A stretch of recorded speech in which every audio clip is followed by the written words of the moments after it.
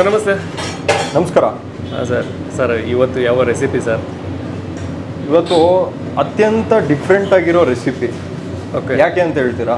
ಹಾಂ. ಹಣ್ಣಲ್ಲಿ ಒಗ್ಗರಣೆ ಹಾಕೋದು ಎಲ್ಲರೂ ನೋಡಿದ್ದೀರಾ ಅಥವಾ ಕೇಳಿದ್ದೀರಾ? ಹಣ್ಣಿಗೆ ಒಗ್ಗರಣೆ.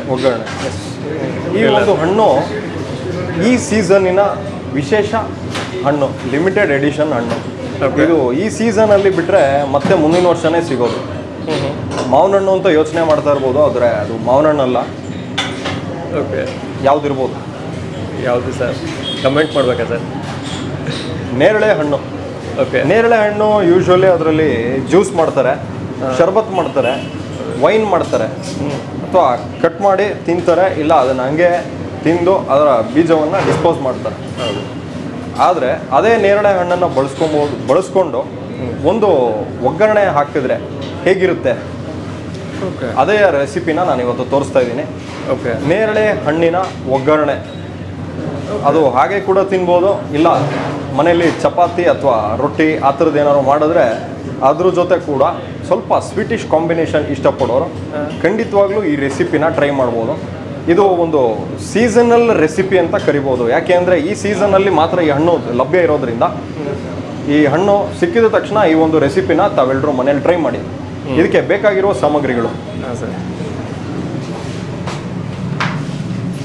ಒಂದು ಅರ್ಧ kg ನೇರಳೆ ಹಣ್ಣು, ಒಂದು 2 ರಿಂದ 3 ಸತಿ ನೀರಲ್ಲಿ ಚೆನ್ನಾಗಿ ವಾಶ್ ಮಾಡ್ಕೊಂಡಿದ್ದೀನಿ.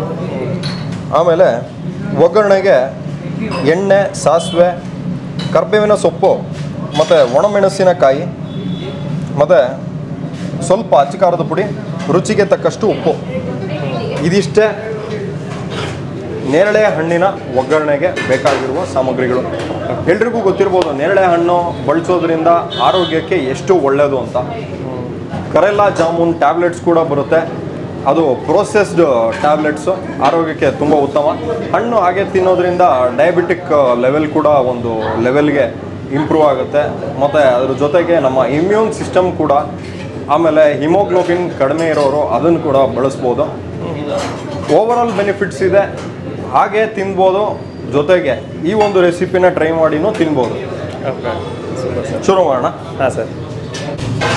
ಬಾಣಲಿಗೆ ಸ್ವಲ್ಪ ಎಣ್ಣೆ, ಜಾಸ್ತಿ ಏನು ಹಾಕೋ ಅವಶ್ಯಕತೆ ಇಲ್ಲ. ಸಾಸಿವೆ ಸಿಡಿಬೇಕು. ಓಕೆ. ಸಾಸಿವೆ ಸಿಡಿದ ತಕ್ಷಣ ಇದಕ್ಕೆ ಕರಿಬೇವಿನ ಸೊಪ್ಪು ಮತ್ತು ಒಣಮೆಣಸಿನಕಾಯಿ, ಬ್ಯಾಡಗಿ ಮೆಣಸಿನಕಾಯಿ, ಒಣಮೆಣಸಿನಕಾಯಿ ಯಾವ್ದು ಬೇಕಾದ್ರೂ ಬಳಸ್ಬೋದು. ಒಣಮೆಣಸಿನಕಾಯಿ ಹಾಕೊಂಡ್ರೆ ಸ್ವಲ್ಪ ಜಾಸ್ತಿ ಖಾರ ಆಗುತ್ತೆ. ಓಕೆ.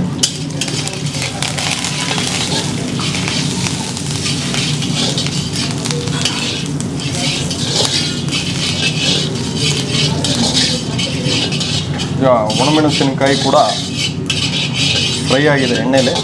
ಈಗ ಇದಕ್ಕೆ ನೇರಳೆ ಹಣ್ಣು,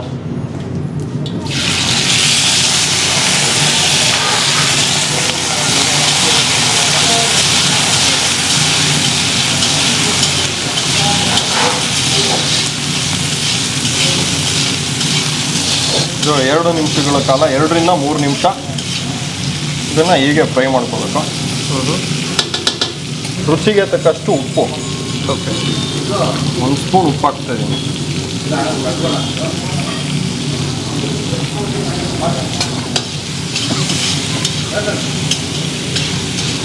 ಸ್ವಲ್ಪ ಅಚ್ಚ ಖಾರದ ಪುಡಿ,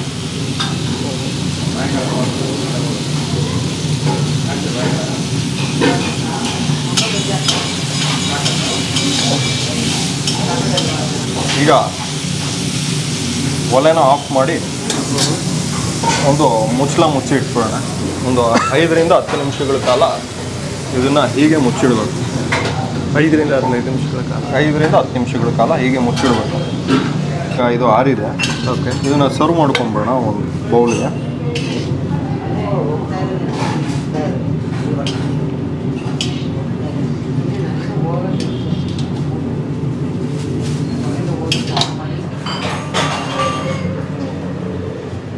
ಸೊ ನೇರಳೆ ಹಣ್ಣಿನಿಂದ ಈ ಥರದ್ದು ಒಂದು ರೆಸಿಪಿ ಅಂತ ಭಾಳಷ್ಟು ಜನಕ್ಕೆ ಗೊತ್ತಿರೋಲ್ಲ. ಇವತ್ತು ಆ ಒಂದು ರೆಸಿಪಿನ ಬಹಳ ಸುಲಭದ ವಿಧಾನದಲ್ಲಿ ಅತ್ಯಂತ ಕಡಿಮೆ ಇಂಗ್ರೀಡಿಯೆಂಟ್ಸ್ನ ಬಳಸಿ ಮಾಡೋದನ್ನು ತಮ್ಮೆಲ್ರಿಗೂ ತೋರಿಸ್ಕೊಟ್ಟಿದ್ದೀನಿ. ಈ ರೆಸಿಪಿ ಈ ವರ್ಷ ನೇರಳೆ ಹಣ್ಣಿನ ಒಂದು ಸೀಸನ್ನು ಮುಗಿದೋಗಿದ್ರೆ ಮುಂದಿನ ವರ್ಷ ಖಂಡಿತ ಟ್ರೈ ಮಾಡಿ. ಈ ವರ್ಷ ನೇರಳೆ ಹಣ್ಣು ಸಿಗದವರು ಈಗಲೇ ಟ್ರೈ ಮಾಡಿ. ಸೊ ತಮ್ಮಗಳ ಕಮೆಂಟ್ಸ್ನ ನಾನು ಓದಕ್ಕೆ ಕಾಯ್ತಾ ಇರ್ತೀನಿ. ಹಾಂ ಸರ್. ಈ ರೆಸಿಪಿ ಹೇಗೆ ಬಂತು ಅಂತ ನಿಮ್ಮ ಕಮೆಂಟ್ಸ್ನಲ್ಲಿ ತಿಳಿಸಿ. ಸರ್, ಈಗ ನಿಮ್ಮ ಸರ್ದಿ ಹಾಂ ಸರ್. ತಿಂದು ಹೇಗಿದೆ ಅಂತ ನಮ್ಮ ವೀಕ್ಷಕರಿಗೆ ಹೇಳಲೇಬೇಕು. ಹಾಂ sir. Thank you sir. Thank you so much. Welcome. ಇದಕ್ಕೆ